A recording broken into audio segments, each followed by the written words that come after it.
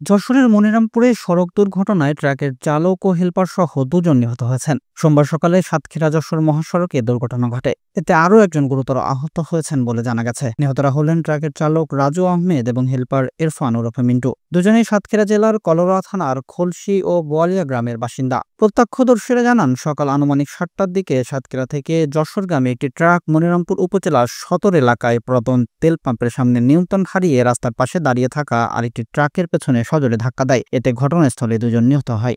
দুর্ঘটনার খবর পেয়ে মনিরামপুর থানা পুলিশ দ্রুত ঘটনাস্থলে পৌঁছায়। পুলিশ লাশ দুটি উদ্ধার করে ময়নাতদন্তের জন্য যশোর ২৫০ শয্যা জেনারেল হাসপাতালের মর্গে প্রেরণ করেছে।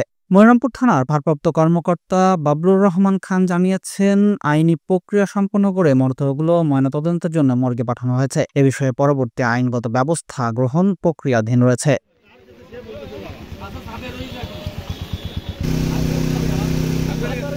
ডেস্ক রিপোর্ট, দৈনিক কল্যাণ।